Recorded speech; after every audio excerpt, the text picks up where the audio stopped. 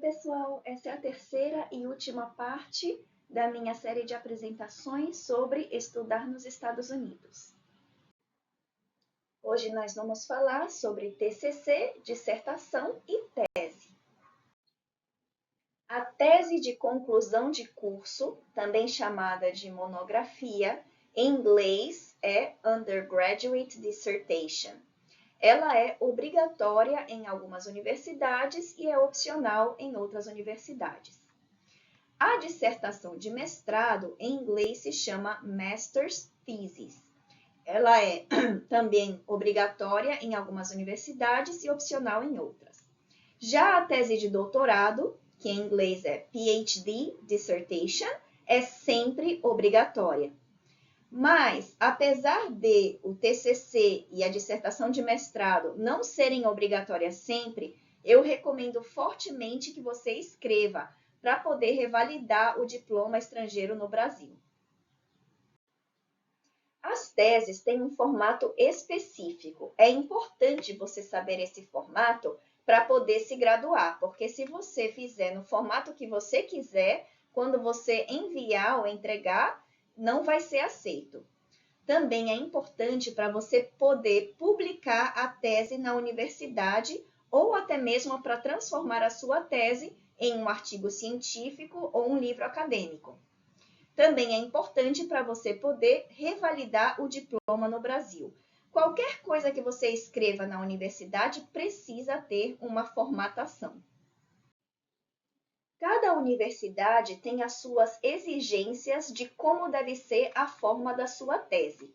Quase todas exigem que o tipo de letra seja Times New Roman e tamanho da letra 12. Além disso, o espaço entre uma linha e outra, geralmente eles exigem que seja duplo, ou seja, um espaço bem grande entre uma linha e outra. Além disso, você pode ter que escrever com o alinhamento justificado, que significa que todas as linhas estão alinhadas à esquerda e à direita, ou pode ser um alinhamento à esquerda, em que tudo vai estar retinho do lado esquerdo, mas vai estar variando do lado direito. O tamanho da tese vai aumentando de acordo com o título. No TCC, que é ainda graduação, ela geralmente tem o tamanho de 25 a 70 páginas no Brasil e nos Estados Unidos eles geralmente exigem entre 8.000 e 15.000 palavras. Já a dissertação de mestrado geralmente exige 70 a 150 páginas no Brasil e 12.000 a 50.000 palavras nos Estados Unidos. Por último, na tese de doutorado, geralmente se exige entre 150 e 250 páginas no Brasil e 70.000 a 100.000 palavras nos Estados Unidos. Não se preocupe em contar você mesmo as palavras uma por uma. Você pode ir para o Microsoft Word, que o programa conta as palavras para você. Toda a tese é dividida em diferentes partes. Ela geralmente tem um índice, que é em inglês Table of Contents, que vai dizer todos os capítulos que a sua tese tem. Depois vai vir o seu resumo, que em inglês é abstract, o resumo da sua tese, que vem com palavras-chave, keywords. Depois vem a introdução, introduction. Aí, pelo meio, vai haver diferentes capítulos, geralmente entre 3 e 5 capítulos de conteúdo. Eles podem ter diferentes nomes, nomes criativos que você inventar ou nomes de acordo com os temas padronizados que são exigidos. Por exemplo, metodologia ou métodos, revisão de literatura, resultados ou resultados da pesquisa, implicações, limitações, discussão, etc. Também, depois de tudo isso, você vai ter que escrever uma conclusão, conclusion. Dependendo da sua área de estudos ou das exigências da sua universidade ou da revista científica onde você quer publicar, a conclusão pode, na realidade, ser a discussão ou pode incluir as implicações e as limitações, ou os resultados, tá? Por último, é imprescindível que você tenha uma bibliografia, em inglês, references, que vão dizer de onde você tirou toda essa informação. Na universidade, é preferível, se não exigido, que essas referências sejam peer-reviewed, ou seja, que tenham rigor de publicação, ou seja, se você escrever que você pesquisou isso no Google, não serve. Tem que ser uma publicação que tenha sido revisada por diferentes professores universitários, pesquisadores, etc. É importante dizer que este mesmo formato você sempre vai usar para qualquer trabalho na universidade. Inclusive, para os trabalhos que você for entregar nas aulas, como essays ou papers, quando você for apresentar um trabalho na sala de aula também, e para apresentar em congressos, como painéis ou posters, como você está vendo nessa foto, você sempre vai ter um resumo com as suas palavras-chave, uma introdução, o conteúdo no meio, a conclusão e as referências no final, sempre. Você vai ser obrigada a usar um tipo de citação específico, ou que a sua universidade exige, ou que você for escolher, mas aí você tem que ser consistente na sua escolha e usar esse mesmo formato do começo ao fim da sua tese, ou que a revista científica exija, etc. No Brasil, esse formato se chama ABNT. No Reino Unido, os formatos mais comuns são Harvard, MRHA e Oxford. Já nos Estados Unidos, você quase sempre vai usar ou APA, ou MLA, ou Chicago. Vamos ver um exemplo de citação de uma tese de doutorado nos Estados Unidos.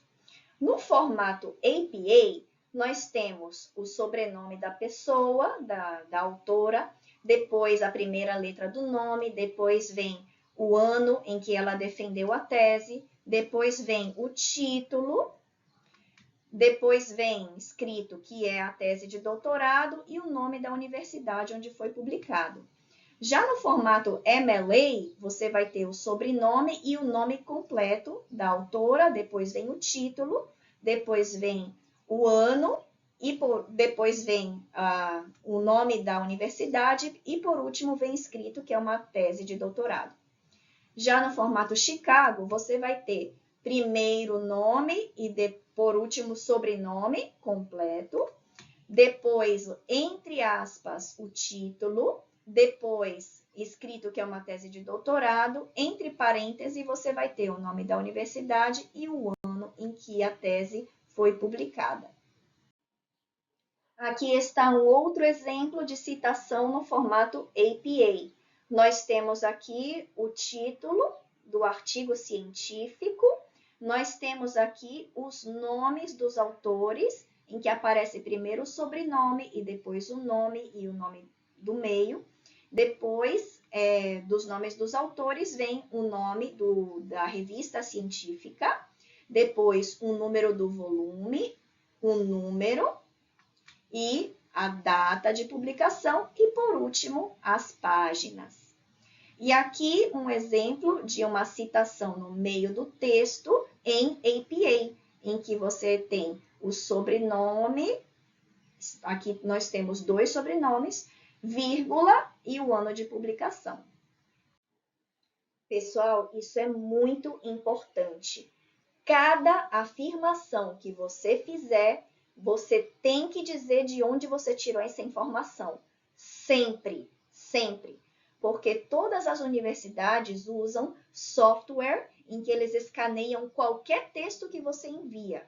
Qualquer coisa que você entrega para a universidade, para a sua professora, esse software vai escanear tudo e vai dizer se existe alguma palavra, frase, citação em que a autora não é você. E aí você pode ser acusada de plágio se você não citar quem é a verdadeira autora. Existem consequências muito graves a uma acusação de plágio. Você pode ser expulsa da universidade, a sua tese pode ser cancelada, você pode ser processada, inclusive, pela autora verdadeira daquela frase ou daquela afirmação, e você vai ter a sua reputação totalmente destruída e, com isso, a sua carreira acadêmica ou até mesmo o seu título nunca mais. Ao longo desses 3 vídeos, eu expliquei para você muitas informações que ajudam bastante na hora de você aplicar para estudar nos Estados Unidos ou se você já foi estudante nos Estados Unidos. Mas não serve só para os Estados Unidos. Se eu soubesse tudo isso quando eu fui fazer mestrado no Japão, nossa, teria me ajudado um montão, porque todas as universidades do mundo, de uma forma ou de outra, se inspiram no formato da academia dos Estados Unidos. Os títulos, as hierarquias, a formatação, a forma de publicar, a forma de citar, tudo isso tem alguma base na academia, na pesquisa dos Estados Unidos. Então, realmente, isso ajuda muito se você quiser estudar fora. No próximo vídeo, eu vou explicar o que são as condições de satisfação, um conceito da gerência de projetos, Project Management, e como você pode aplicar esse conceito à vida universitária. A gente se vê lá. Beijinho!